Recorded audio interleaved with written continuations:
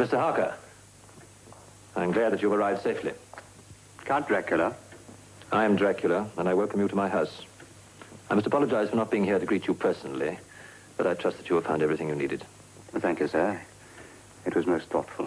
It was the least that I could do after such a journey. I thought after we'd done the first one, we'd have a complete reshuffle. And I was rather surprised when I was told that I had to have the same people.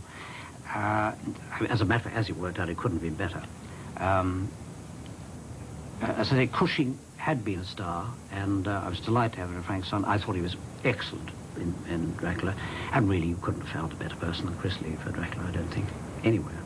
It was quite original, I think, making him a very presentable, quite sexually attractive, not to me, but quite sexually attractive actor, instead of this rather florid, puffy-faced gentleman, the one associated with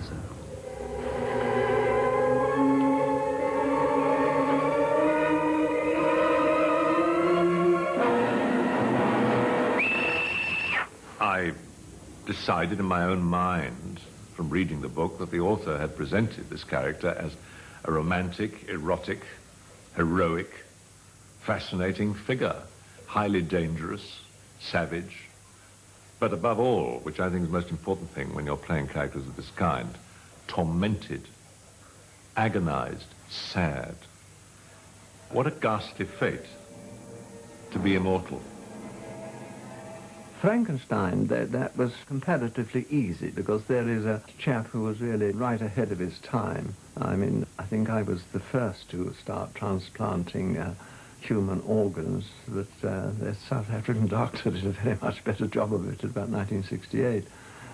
So therefore, that character wasn't so difficult. The one I found just a little bit more difficult was Van Helsing, because in the book by Bram Stoker, he's described as a very old, little, withered man who speaks almost double Dutch.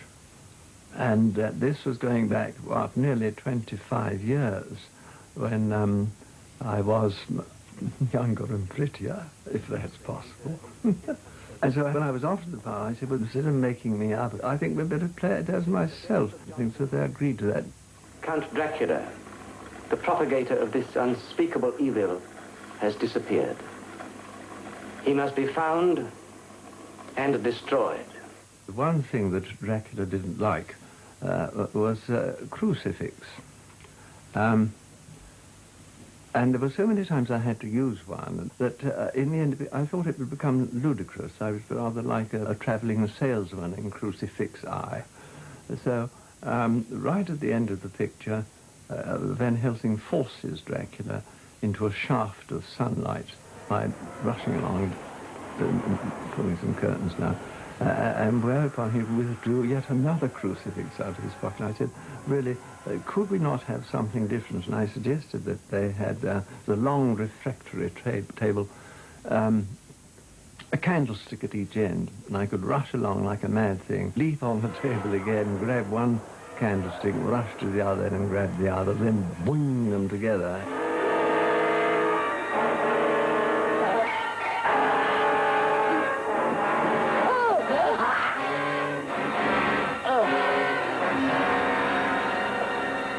And it worked, because it made quite a jolly good climax. And I believe they used the end of that picture in the second Dracula, which I wasn't in for some reason. Another important member of the Hammer production team was James Carrera's son, Michael. It was like a dam bursting. There was all over the world a complete readiness for that type of entertainment to be revitalized. And of course, coming back in color, it just caused a sensation. Too sensational for the critics, who reacted with almost universal contempt. But the public queued up all over the world, and Hammer became the leading producers of traditional horror. They wasted little time in bringing the formidable Victor Frankenstein back from the dead. In the year 1806, I, Baron Frankenstein, was sentenced to death on the guillotine.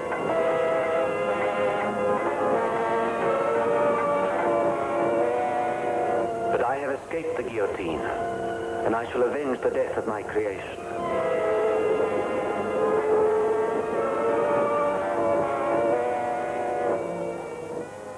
asked me to do a second Frankenstein, for which there was no story. I had to come up with the original story. And I tried to think of something which really frightened me, upset me personally, revolted me, actually. And that's when I wrote the business about a monster that created et people, because I have a fear of being eaten by anybody.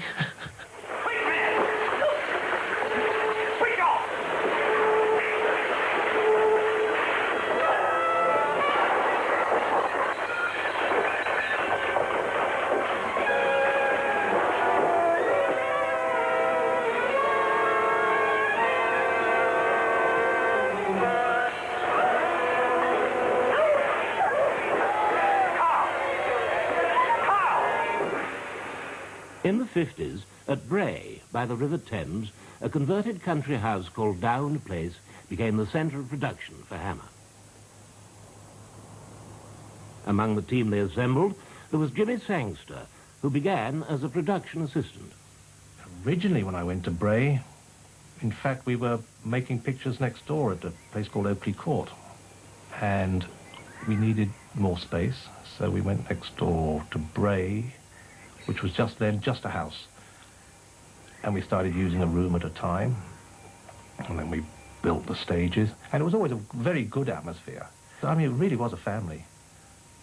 I mean, everybody was working there sort of permanently, which, let's face it, is very unusual in this industry for anybody to be working permanently at anything. And this is before we did started doing the Gothic horror films. We were doing 8 or 9 pictures a year. Small crew, and it was a good time,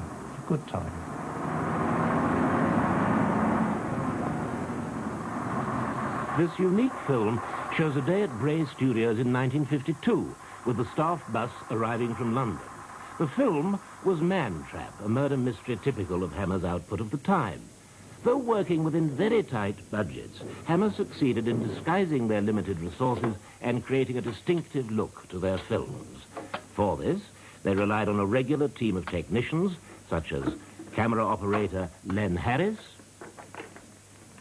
James Needs, editor on all the major Hammer films and responsible for many of the classic shock sequences.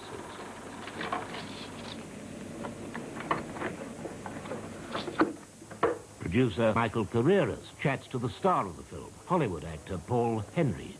Terence Fisher, the most respected of Hammer directors and the man who was to put Frankenstein and Dracula back on the screen.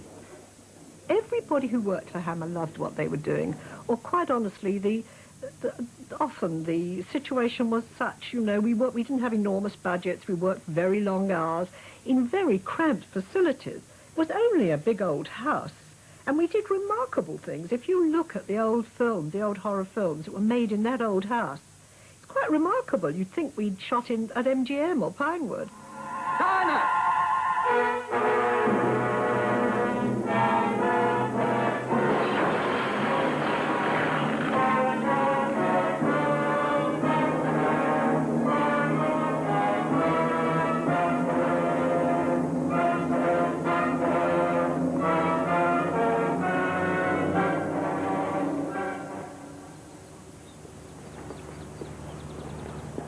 The courtyard, where Dracula made his exit, is still the main entrance to Bray Studios.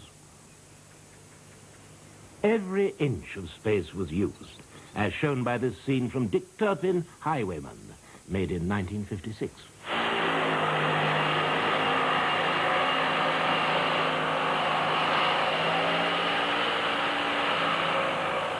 Hazel Court, lead actress in The Curse of Frankenstein, is among the images of the 50s still on the wall of the carpenter's shop. Hammer left in 1967, but fantasy worlds are still created here, mainly for commercials and rock videos. The original generator room, though still in use, is curiously reminiscent of Frankenstein's laboratory.